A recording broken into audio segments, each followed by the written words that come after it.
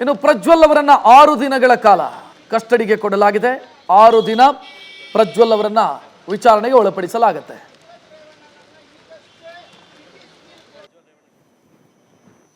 ಈ ಬಗ್ಗೆ ಹೆಚ್ಚಿನ ಡೀಟೇಲ್ ನೀಡೋದಕ್ಕೆ ಅಂದರೆ ಪ್ರಜ್ವಲ್ ಕೇಸಿಗೆ ಸಂಬಂಧಿಸಿದಂತೆ ಹೆಚ್ಚಿನ ಡೀಟೇಲ್ ನೀಡೋದಕ್ಕೆ ನಮ್ಮ ಪ್ರತಿನಿಧಿ ವಿಷ್ಣು ಪ್ರಸಾದ್ ಫೋನ್ ಸಂಪರ್ಕದಲ್ಲಿ. ವಿಷ್ಣು ಪ್ರಸಾದ್, 15 ದಿನ ಕಸ್ಟಡಿ ಕೇಳಿದ್ರು, 6 ದಿನ ಕಸ್ಟಡಿ ಕೊಟ್ಟಿದ್ದಾರೆ.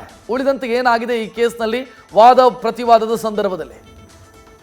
ಖಂಡಿತ ರಕ್ಷಿತ್, ಯಾಕಂತಂದ್ರೆ ಈ ಒಂದು ಪ್ರಕರಣಕ್ಕೆ ಸಂಬಂಧಪಟ್ಟಂತೆ ಇವತ್ತು ಪ್ರಮುಖವಾಗಿ SIT ಪರವಾಗಿ ಅಶೋಕ್ ನಾಯ್ಕ್ ಅವರು ವಾದವನ್ನು ಮಂಡಿಸಿದ್ರೆ, ಪ್ರಜ್ವಲ್ ರೇವಣ್ಣ ಪರವಾಗಿ ವಕೀಲರಾಗಿರುವಂತಹ ಅರುಣ್ ಅವರು ವಾದ ಮಂಡಿಸುವಂತಹ ಇದ್ರು. ಮೊದಲನೇದಾಗಿ ಆರಂಭದಲ್ಲೇ ಪ್ರಕರಣದ ಕೆಲವೊಂದಷ್ಟು ಅಂಶಗಳನ್ನ ಉಲ್ಲೇಖ ಮಾಡುವಂತಹ ಕೆಲಸವನ್ನು ಅಶೋಕ್ ನಾಯ್ಕ್ ಅವರು ಮಾಡಿದ್ರು. ಅದರಲ್ಲೂ ಪ್ರಮುಖವಾಗಿ ಪ್ರಜ್ವಲ್ ಅವರ ವಿರುದ್ಧವಾಗಿ ಹೇಳುವಂತ ಸಂದರ್ಭದಲ್ಲಿ ಈತ ರೀತಿ ವಿಕೃತ ಕಾಮಿಯ ರೀತಿಯಲ್ಲಿದ್ದಾನೆ ಅನ್ನೋ ಒಂದು ಪಾಯಿಂಟ್ ಅನ್ನ ಸ್ಟೇಟ್ಮೆಂಟ್ ಮಾಡುವಂತ ಕೆಲಸವನ್ನು ಮಾಡಿದ್ರು. ಜೊತೆಗೆ ಪ್ರಕರಣದಲ್ಲಿ ಆರೋಪಿ ಸಾಕಷ್ಟು ಮಂದಿಗೆ ಲೈಂಗಿಕ ದೌರ್ಜನ್ಯ ಎಸಗಿದ್ದಾರೆ ಅನ್ನೋ ಒಂದು ಪಾಯಿಂಟ್ ಅನ್ನು ಉಲ್ಲೇಖ ಮಾಡಿದ್ರು. ಹೀಗೆ ಅನೇಕ ವಿಚಾರಗಳನ್ನ ಹೇಳೋದಕ್ಕೆ ಮುಂದಾದಂತಹ ಸಂದರ್ಭದಲ್ಲಿ ನ್ಯಾಯಾಧೀಶರು ಹೇಳಿದ್ದೇನೆಂತಂದ್ರೆ, ನೀವು ಈ ಪ್ರಕರಣಕ್ಕೆ ಸಂಬಂಧಪಟ್ಟಂತೆ ಆರೋಪಿಯ ಕಸ್ಟಡಿ ವಿಚಾರವನ್ನ ಕೇವಲ ಮೆರಿಟ್ ಗಳನ್ನ ಮಾತ್ರ ಇಲ್ಲಿ ಉಲ್ಲೇಖ ಮಾಡಿ ಅಂತ ಹೇಳಿದ್ರು. ಅದಾದ ನಂತರ ಪುನಃ ವಾದವನ್ನು ಮುಂದುವರಿಸಿದಂತ ಸಂದರ್ಭದಲ್ಲಿ 15 ದಿನಗಳ ಕಾಲ ನಮಗೆ ಕಸ್ಟಡಿ ಬೇಕು ಅಂತ ಹೇಳಿ ಮನವಿ ಮಾಡಿದ್ರು. ಕಾರಣ ಏನಂತಂದ್ರೆ, ಪ್ರಕರಣದಲ್ಲಿ ಆರೋಪಿಯಿಂದ ಪ್ರಮುಖವಾದಂತಹ ಮೈನ್ ಡಿವೈಸ್ ಏನಿದೆ ಅಂದ್ರೆ ಆ ವಿಡಿಯೋ ರೆಕಾರ್ಡ್ ಮಾಡುವಂತಹ ರೆಕಾರ್ಡ್ ನಮಗೆ ಸಿಗಬೇಕಾಗಿದೆ, ಅದನ್ನ ತನ್ನಿಂದ ವಶ ಪಡೆದುಕೊಳ್ಬೇಕು. ಜೊತೆಗೆ ವಿವಿಧ ಆರೋಪಿಗಳ ಸಂಬಂಧಪಟ್ಟಂತೆ ಸ್ಟೇಟ್ಮೆಂಟ್ ಪಡೆದುಕೊಳ್ಬೇಕು. ರೇವಣ್ಣವನವರ ವಿರುದ್ಧ ಬಂದಿರುವಂತಹ ಆರೋಪಕ್ಕೆ ಸಂಬಂಧಪಟ್ಟಂತೆ ಆರೋಪಿಯಿಂದ ಸ್ಟೇಟ್ಮೆಂಟ್ ತಗೊಳ್ಬೇಕು, ಯಾಕಂದ್ರೆ ಪ್ರಕರಣದಲ್ಲಿ ಒಳಸಂಚಿದೆ ಅನ್ನೋ ಒಂದು ಪಾಯಿಂಟ್ ಅನ್ನು ಉಲ್ಲೇಖ ಮಾಡಿದ್ರು. ಹೀಗೆ ಅನೇಕ ಅಂಶಗಳನ್ನು ಇಟ್ಕೊಂಡು ವಾದವನ್ನು ಮಂಡಿಸಿ 15 ದಿನಗಳ ಕಾಲ ಕಸ್ಟಡಿಗೆ ಕೊಡಬೇಕು, ಯಾಕಂತಂದ್ರೆ ಆರೋಪಿಯಿಂದ ಅನೇಕ ಸ್ಟೇಟ್ಮೆಂಟ್ ಗಳನ್ನ ಪಡ್ಕೊಳ್ಬೇಕಾಗಿದೆ. ನಮ್ಮ ಬಳಿ ಸಾಕಷ್ಟು ಸಾಕ್ಷ್ಯಾಧಾರಗಳು ಸಿಕ್ಕಿದೆ, ಆ ಸಾಕ್ಷ್ಯಾಧಾರಗಳಿಗೆ ಅವರಿಂದ ಸ್ಪಷ್ಟನೆಯನ್ನು ಪಡೆದುಕೊಳ್ಬೇಕು ಅಂತೇಳಿ ಮನವಿ ಸಲ್ಲಿಸುವಂತಹ ಕೆಲಸವನ್ನು ಅಶೋಕ್ ನಾಯ್ಕ್ ಅವರು ಮಾಡಿದ್ರು. ಆದ್ರೆ ಇದಕ್ಕೆ ರೇವಣ್ಣ ಪರ ವಕೀಲರಾಗಿರುವಂತಹ ಅರುಣ್ ಅವರು ಆಕ್ಷೇಪ ವ್ಯಕ್ತಪಡಿಸಿದ್ರು. ಇಲ್ಲಿ ಪ್ರಕರಣದಲ್ಲಿ ಈಗಾಗಲೇ ಸಂಪೂರ್ಣ ತನಿಖೆಯನ್ನು ಮುಗಿಸುವಂತಹ ಕೆಲಸವನ್ನು SIT ಅಧಿಕಾರಿಗಳು ಮಾಡಿದ್ದಾರೆ. ಕೇವಲ ಆರೋಪಿಯ ಸ್ಟೇಟ್ಮೆಂಟ್ ಬಿಟ್ರೆ ಬೇರೆ ಯಾವುದಕ್ಕೂ ಅವಕಾಶ ಇಲ್ಲ, ಎಲ್ಲ ಸಾಕ್ಷಿಗಳನ್ನು ಕೂಡ ಕಲೆ ಹಾಕಿದ್ವಿ ಅಂತ ಹೇಳ್ತಾ ಇದ್ದಾರೆ. ಅದಲ್ಲದೆ ಪ್ರಮುಖವಾಗಿ ಯಾವುದೇ ಮೇನ್ ಡಿವೈಸ್ ಇವರ ಬಳಿ ಇಲ್ಲ ಅನ್ನೋ ಒಂದು ಪಾಯಿಂಟ್ ಉಲ್ಲೇಖ ಮಾಡಿದ್ರು. ಇದರ ನಡುವೆ ನ್ಯಾಯಾಲಯದ ಓಪನ್ ಕೋರ್ಟ್ ಅಲ್ಲಿ ಈ ರೀತಿ ವಿಕೃತ ಕಾಮಿ ಅನ್ನುವಂತಹ ಸ್ಟೇಟ್ಮೆಂಟ್ ಮಾಡಿರುವಂತದ್ದು ಇರ್ಬೋದು. ಜೊತೆಗೆ ಪ್ರಕರಣದ ಕೆಲವೊಂದಷ್ಟು ಇನ್ಸೈಡ್ ಪಾಯಿಂಟ್ ಗಳನ್ನ ಅವರು ಉಲ್ಲೇಖ ಮಾಡುವಂತಹ ಕೆಲಸ ಮಾಡಿದ್ರು. ಅದ್ರಲ್ಲಿ ಪ್ರಮುಖವಾದಂತಹ ಅಂಶ ಏನಂದ್ರೆ, ಅಶೋಕ್ ನಾಯ್ಕ್ ಹೇಳಿದಂತದ್ದು ಪ್ರಜ್ವಲ್ ರೇವಣ್ಣ ಅವರ ಮೊಬೈಲ್ನಿಂದ ವಿಡಿಯೋ ಹೇಗೆ ಹೊರಗಡೆ ಹೋಯಿತು ಅಂತ ಪಾಯಿಂಟ್ ಅನ್ನು ಉಲ್ಲೇಖ ಮಾಡಿದ್ರು. ಪ್ರಕರಣದಲ್ಲಿ ಇನ್ನೋರ್ವ ವ್ಯಕ್ತಿ ಆಗಿರುವಂತಹ ಮಧು ಎಂಬ ಆತನ ಜೊತೆ ಇರ್ತಾರೆ. ಮಧು ಮತ್ತೆ ಪ್ರಜ್ವಲ್ ರೇವಣ್ಣ ಒಂದೇ ಮೊಬೈಲ್ಗೆ ಇಬ್ರು ಕೂಡ ಅವರ ಫೇಸ್ಗಳನ್ನ ಐಡಿಗಳನ್ನಾಗಿ ಇಟ್ಕೊಂಡಿದ್ರು ಓಪನ್ ಮಾಡೋದಕ್ಕೆ. ಈ ರೀತಿ ಮಾಡಿದಂತಹ ಸಂದರ್ಭದಲ್ಲಿ ಕಾರ್ತಿಕ್ ಮಧು ಅವರ ಮೂಲಕ ಅವರ ಫೇಸ್ ID ಓಪನ್ ಮಾಡಿಸಿ ಅದರಲ್ಲಿರುವಂತಹ ವಿಜುವಲ್ಸ್ ಅನ್ನ ಮೊದಲು ಮಧು ತೆಗೆದುಕೊಂಡು ಅದಾದ ಬಳಿಕ ಕಾರ್ತಿಕ್ ನೀಡಿದ್ದಾನೆ ಅನ್ನೋ ಪಾಯಿಂಟ್ ಅನ್ನು ಕೂಡ ಅವರು ಉಲ್ಲೇಖ ಮಾಡುವಂತ ಕೆಲಸ ಮಾಡಿದ್ರು. ಈ ವೇಳೆಯಲ್ಲಿ ಇನ್ವೆಸ್ಟಿಗೇಷನ್ ನ ಇನ್ಸೈಡ್ ಕಂಟೆಂಟ್ ನ ಉಲ್ಲೇಖ ಮಾಡಬಾರದು, ಹೇಳಿಕೆ ಕೊಡಬಾರದು ಅನ್ನೋ ಪಾಯಿಂಟ್ ಅನ್ನು ಪ್ರಶ್ನೆ ಮಾಡಿದಂತಹ ಸಂದರ್ಭದಲ್ಲಿ ಇದಕ್ಕೆ ಆಕ್ಷೇಪವನ್ನು ವ್ಯಕ್ತಪಡಿಸುವಂತಹ ಕೆಲಸವನ್ನ ಸ್ವತಃ ಜಡ್ಜ್ ಕೂಡ ಮಾಡಿದ್ರು.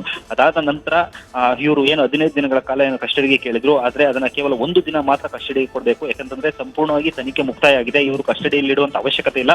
ಮೊದಲನೇದಾಗಿ ಈಗ ಜಾಮೀನು ಅರ್ಜಿ ಸಲ್ಲಿಸಿರುವಂತಿರ್ಬೋದು. ಅಂದ್ರೆ ಇವರೇನು ಕಸ್ಟಡಿ ಕೇಳ್ತಿರುವಂತದ್ದು ಒಳನರಸೀಪುರ ಪ್ರಕರಣದಲ್ಲಿ ಯಾವುದೇ ಅತ್ಯಾಚಾರ ಇಲ್ಲ, ಬರೀ ಕೇವಲ ಲೈಂಗಿಕ ದೌರ್ಜನ್ಯ ಇರುವಂತದ್ದು. ಮತ್ತೆ ದೂರುದಾರರು ಕೊಟ್ಟಂತಹ ದೂರಿನಲ್ಲಿ ಅವರ ಮೇಲೆ ಅತ್ಯಾಚಾರ ಆಗಿದೆ ಅಂತ ಅವರೆಲ್ಲೂ ಕೂಡ ಉಲ್ಲೇಖವನ್ನು ಮಾಡಿಲ್ಲ, ಕೇವಲ ಲೈಂಗಿಕ ದೌರ್ಜನ್ಯ ಮಾತ್ರ ಆಗಿದೆ ಅನ್ನುವಂಥದ್ದು ಇರುವಂತದ್ದು. ಹೀಗಾಗಿ ಅಷ್ಟು ದಿನಗಳ ಕಾಲ ಕಸ್ಟಡಿ ಅವಶ್ಯಕತೆ ಇಲ್ಲ ಅಂತ ವಾದವನ್ನು ಮಂಡಿಸಿದ್ರು.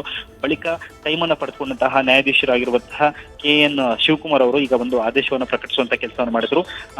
ಪ್ರಜ್ವಲ್ ರೇವಣ್ಣ ಅವರನ್ನ SIT ಕಸ್ಟಡಿಗೆ ನೀಡಿದ್ರು. ಬರೋಬ್ಬರಿ 6 ದಿನಗಳ ಕಾಲ ಕಸ್ಟಡಿಗೆ ನೀಡಿದ್ದು, ಒಂದು ವೇಳೆ ಪ್ರಕರಣಕ್ಕೆ ಸಂಬಂಧಪಟ್ಟಂತೆ ನಿಮ್ಮ ಇನ್ವೆಸ್ಟಿಗೇಷನ್ ಕಂಪ್ಲೀಟ್ ಆಗಿ ಎಲ್ಲ ಸಂಪೂರ್ಣವಾಗಿ ಸ್ಟೇಟ್ಮೆಂಟ್ ಬೇಗ ಮುಗಿದ್ರೆ ಆದಷ್ಟು ಬೇಗ ಪ್ರೊಡ್ಯೂಸ್ ಮಾಡಿ ಅಂತಲೂ ಕೂಡ ಸೂಚಿಸುವಂತಹ ಕೆಲಸವನ್ನು ಮಾಡಿದ್ರು.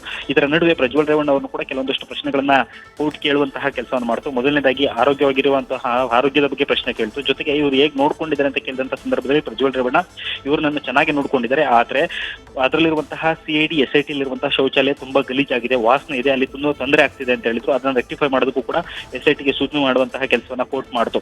ಇದರ ಜೊತೆಗೆ ಕೊನೆ ಹಂತದಲ್ಲಿ ಮೀಡಿಯಾ ಟ್ರಯಲ್ ನಡೀತಿದೆ, ಈ ಪ್ರಕರಣಕ್ಕೆ ಸಂಬಂಧಪಟ್ಟಂತೆ ಎಲ್ಲ ಮಾಧ್ಯಮಗಳಲ್ಲಿ ನನ್ನ ವರದಿಯನ್ನು ಪ್ರಸಾರ ಮಾಡ್ತಾರೆ, ಅದನ್ನ ತಡೆ ಕೊಡಬೇಕು ಅಂತ ಹೇಳಿ ಪ್ರಜ್ವಲ್ ರೇವಣ್ಣ ಸ್ವತಃ ನ್ಯಾಯಾಧೀಶನ ಪ್ರಶ್ನೆಯನ್ನು ಮನವಿ ಮಾಡುವಂತ ಕೆಲಸವನ್ನು ಮಾಡಿದ್ರು. ಆದ್ರೆ ಅದಕ್ಕೆ ನ್ಯಾಯಾಧೀಶರು ಇದಕ್ಕೆ ನಾನು ಅವ್ರ ಆದೇಶ ಮಾಡೋದಕ್ಕೆ ಸಾಧ್ಯ ಇಲ್ಲ, ನಿಮ್ಮ ವಕೀಲರ ಬಳಿ ಬೇಕಾಗಿರುವಂತಹ ಸೂಕ್ತ ಕ್ರಮ ತೆಗೆದುಕೊಳ್ಳೋದಕ್ಕೆ ಸೂಚನೆ ಮಾಡಿ ಕೊಡಿ ಅಂತೇಳಿ ಅವ್ರನ್ನ ಕೇಳಿ ಅಂತ ಹೇಳುವ ಮೂಲಕ ಈ ಅರ್ಜಿ ವಿಚಾರಣೆಯನ್ನು ಮುಕ್ತಾಯಗೊಳಿಸಿದ್ರು.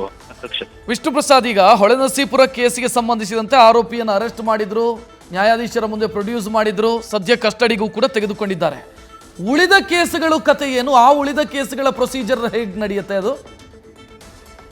ರಕ್ಷಿತ್, ಹೆಂಗೆ ಅಂತಂದ್ರೆ ಸಾಮಾನ್ಯವಾಗಿ ಈಗ ಆರೋಪಿ ವಿರುದ್ಧ ದಾಖಲಾಗಿರುವಂತದ್ದು 4 ಕೇಸ್ಗಳು. ಈಗ ಒಳನರಸೀಪುರದಲ್ಲಿ ಈಗ 364A ಹಾಕಿದ್ರು, ಲೈಂಗಿಕ ದೌರ್ಜನ್ಯ ಆರೋಪ ಇತ್ತು, ಅದರಲ್ಲಿ ಯಾವುದೂ ಅತ್ಯಾಚಾರ ಇಲ್ಲ. ಅದಾದ ಬಳಿಕ ಮತ್ತೆ 3 FIR ಗಳನ್ನ ರಿಜಿಸ್ಟರ್ ಮಾಡುವಂತಹ ಕೆಲಸವನ್ನ SIT ಮಾಡಿದೆ. ಅದರಲ್ಲಿ 3ರಲ್ಲೂ ಕೂಡ 376 ಇರುವಂತದ್ದು. ಈ ರೀತಿ ಆದಂತಹ ಸಂದರ್ಭದಲ್ಲಿ ಓರ್ವ ಆರೋಪಿಯ ಕಂಟಿನ್ಯೂಟಿ ಆಫ್ ಅಫೆನ್ಸಸ್ ಅಂತಾರೆ, ಅಂದ್ರೆ ಒಬ್ಬನೇ ವ್ಯಕ್ತಿಯಿಂದ ಅನೇಕ ಅಪರಾಧಗಳು ಕಂಟಿನ್ಯೂ ಆಗುವಂತದ್ದು. ಆ ಅಂಶಗಳು ಬಂದಂತ ಸಂದರ್ಭದಲ್ಲಿ ಪ್ರತ್ಯೇಕವಾಗಿ ಎಲ್ಲ ಪ್ರಕರಣವನ್ನು ಪರಿಗಣಿಸಬೇಕು ಅಂತ ಕಾನೂನು ಹೇಳುತ್ತೆ. ಹೀಗಾಗಿ ಇವೆಲ್ಲವೂ ಕೂಡ 4 ಪ್ರತ್ಯೇಕ ಪ್ರಕರಣಗಳು. ಇನ್ನು ಈ 4 ಪ್ರಕರಣಗಳಿಗೆ ಸಂಬಂಧಪಟ್ಟಂತೆ SIT ಅಧಿಕಾರಿಗಳು ಈಗ ಇದಾದ ಬಳಿಕ ಈಗ 354A ಇರುವಂತಹ ಈ ಒಳನರಸೀಪುರ ಪ್ರಕರಣದ ಇನ್ವೆಸ್ಟಿಗೇಷನ್ ಕಂಪ್ಲೀಟ್ ಆದಂತಹ ಬಳಿಕ ಇನ್ನೊಂದು ಪ್ರಕರಣದಲ್ಲಿ ಅರೆಸ್ಟ್ ತೋರಿಸೋದಕ್ಕೆ ಅವಕಾಶ ಇದೆ. ಅದಾದ ಬಳಿಕ ಆ ಕೇಸ್ನಲ್ಲಿ ಪುನಃ ಕಸ್ಟಡಿ ಕೇಳೋದಕ್ಕೆ ಅವಕಾಶ ಇರುವಂತದ್ದು. ಆ ಕೆಲಸವನ್ನ ಮಾಡ್ತಾರೆ. ಅದರಲ್ಲೂ ಕೂಡ 14 ದಿನಗಳ ಕಾಲ ಕಸ್ಟಡಿ ಕೇಳೋದಕ್ಕೆ ಅವಕಾಶ ಇದೆ.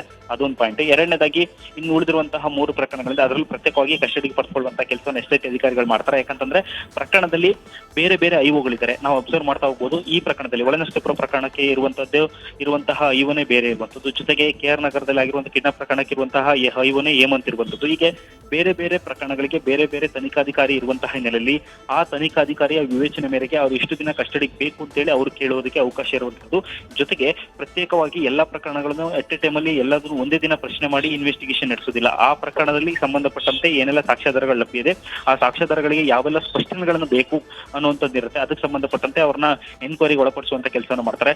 ಜೊತೆಗೆ ಇವೆಲ್ಲದಕ್ಕೂ ಕೂಡ ಮೂಲ ಪ್ರಕರಣದಲ್ಲೇ ಮೂಲ ಆಗಿರುವಂತದ್ದು ಆ ಡಿವೈಸ್ ಪತ್ತೆ ಮಾಡುವಂತಹ ವಿಚಾರ. ಆದ್ರೆ ಆ ಡಿವೈಸ್ ಇನ್ನೂ ಕೂಡ ಸಿಕ್ಕಿಲ್ಲ ಅನ್ನುವಂಥದ್ದು ಇರುವಂತದ್ದು. ಆದ್ರೆ SIT ಇವತ್ತು ನಮ್ಮ ಬಳಿ ಒಂದು ಡಿವೈಸ್ ಸಿಕ್ಕಿದೆ ಅಂತ ಹೇಳಿ ಕೋರ್ಟ್ ಗಮನಕ್ಕೆ ತರುವಂತಹ ಕೆಲಸವನ್ನು ಮಾಡ್ತು. ಆದ್ರೆ ಅದ್ರ ಬಗ್ಗೆ ಎಲ್ಲೂ ಕೂಡ ಯಾವ ಡಿವೈಸ್ ಅನ್ನೋದು ಸ್ಪಷ್ಟಪಡಿಸುವಂತಹ ಕೆಲಸ ಆಗಿಲ್ಲ. ಹೀಗಾಗಿ ಮೊದಲನೇದಾಗಿ ಇಂತಹ ಪ್ರಕರಣಗಳು ಬಂದಂತಹ ಸಂದರ್ಭದಲ್ಲಿ ಅದರಲ್ಲೂ ಪ್ರಮುಖವಾಗಿ ಇಡೀ ಪ್ರಕರಣ ನಿಲ್ಲುವಂಥದ್ದು ಈ ವಿಡಿಯೋ ವೈರಲ್ ಆದಂತಹ ಬಳಿಕ. ಹೀಗಾಗಿ ಆ ವಿಡಿಯೋ ಮೂಲವನ್ನ ರೆಕಾರ್ಡ್ ಆಗಿರುವಂತಹ ಡಿವೈಸ್ ಅನ್ನ ಪತ್ತೆ ಹಚ್ಚಬೇಕಾಗುತ್ತೆ. ಇದನ್ನ ನಾವು ಪ್ರೈಮರಿ ಎವಿಡೆನ್ಸ್ ಅಂತಾರೆ, ಜೊತೆಗೆ ಮದರ್ ಡಿವೈಸ್ ಅಂತಲೂ ಕೂಡ ಕರೀತಾರೆ. ಇಂತಹ ಡಿವೈಸ್ ಸಿಕ್ಕಿದ್ರೆ ಪ್ರಕರಣವನ್ನ ಯಾವಾಗ ವಿಡಿಯೋ ರೆಕಾರ್ಡ್ ಆಯ್ತು, ಯಾರು ರೆಕಾರ್ಡ್ ಮಾಡಿದ್ರು, ಮತ್ತೆ ರೆಕಾರ್ಡ್ ಆದಂತಹ ಸಮಯ ಎಲ್ಲಿ, ಯಾವ ಜಾಗದಲ್ಲಿ ರೆಕಾರ್ಡ್ ಆಯ್ತು, ಇದಿಷ್ಟು ಕೂಡ ಅದೊಂದು ಡಿವೈಸ್ ನ FSL ಕಳಿಸಿದ್ರೆ ಸಂಪೂರ್ಣ ಸಾಕ್ಷಿ ಸಿಗುತ್ತೆ. ಆ ಮೂಲಕ ಕೇಸ್ ನ ಈಸಿಯಾಗಿ ಸಾಲ್ವ್ ಮಾಡೋದಕ್ಕೆ ಅವಕಾಶ ಇರುವಂತದ್ದು. ಹೀಗಾಗಿ ಆ ಡಿವೈಸ್ ಸಿಗ್ಲಿಲ್ಲ ಅಂತಂದ್ರೆ ಸೆಕೆಂಡರಿ ಡಿವೈಸ್ ಅಂದ್ರೆ ಅಲ್ಲಿಂದ ಕಾಪಿ ಮಾಡ್ಕೊಂಡಂತಹ ವ್ಯಕ್ತಿ ಯಾರು, ಈಗ ಇವರು ಹೇಳಿದಂತೆ ಮಧು ಅವರು ಕಾಪಿ ಮಾಡ್ಕೊಂಡು ಹೋದಾದ್ರೆ ಮಧು ಅವರ ಡಿವೈಸ್ ಅನ್ನು ವಶಪಡಿಸಿಕೊಳ್ಬೇಕಾಗುತ್ತೆ. ಆ ಡಿವೈಸ್ ಅಲ್ಲಿ ಯಾವ ಟೈಮಲ್ಲಿ ಕಾಪಿ ಆಯ್ತು, ಯಾರಿಂದ ಕಾಪಿ ಆಯ್ತು, ಆ ವಿಡಿಯೋದಲ್ಲಿ ಇರೋದು ಯಾರು, ಈ ಅಂಶಗಳು ಪತ್ತೆ ಆಗುತ್ತೆ. ಹೀಗಾಗಿ ಇದರ ಮೂಲವನ್ನ ಹಿಡ್ಕೊಂತಹ ಕೆಲಸವನ್ನು SIT ಮಾಡಬೇಕಾಗುತ್ತೆ. ಈ ಹಿನ್ನೆಲೆಯಲ್ಲಿ 3 ಪ್ರಕರಣಗಳು ಒಂದ್ ಕಡೆ ಲೈಂಗಿಕ ದೌರ್ಜನ್ಯ ಜೊತೆಗೆ 3 ಅತ್ಯಾಚಾರ ಪ್ರಕರಣಗಳೇನಿದೆ, 4 ಪ್ರಕರಣಗಳಿಗೂ ಕೂಡ ಪ್ರತ್ಯೇಕವಾಗಿ ಬಂಧನ ಪ್ರಕ್ರಿಯೆ ನಡೆಯುತ್ತೆ. 4 ಪ್ರಕರಣಗಳಿಗೂ ಪ್ರತ್ಯೇಕವಾಗಿ ಕಸ್ಟಡಿಗೆ ಪಡೆಯುವಂತ ಪ್ರಕ್ರಿಯೆ ನಡೆಯುತ್ತೆ. 4 ಪ್ರಕರಣಗಳಲ್ಲಿ ಪ್ರತ್ಯೇಕವಾಗಿ ಮೆಡಿಕಲ್ ಟೆಸ್ಟ್ ನಡೆಯುತ್ತೆ. 4 ಪ್ರಕರಣಗಳಿಗೆ ಸಂಬಂಧಪಟ್ಟಂತೆ ಆರೋಪಿಯಿಂದ ಸಾಕ್ಷ್ಯಾಧಾರಗಳನ್ನ ಮತ್ತೆ ಸ್ಟೇಟ್ಮೆಂಟ್ ಗಳನ್ನ ಪಡ್ಕೊಳ್ಳುವಂತಹ ಕೆಲಸವನ್ನ ಪ್ರೊಸೀಜರ್ ಆಗಿ ನಡೆಸ್ತಾರೆ. ರಕ್ಷತ್, ಥ್ಯಾಂಕ್ ಯು ವಿಷ್ಣು ಪ್ರಸಾದ್ ಮಾಹಿತಿಗೆ. ನ್ಯೂಸ್ ಫಸ್ಟ್ ನಿರ್ಭೀತಿಯಿಂದ ನಿಮ್ಮ ಪರವಾಗಿ.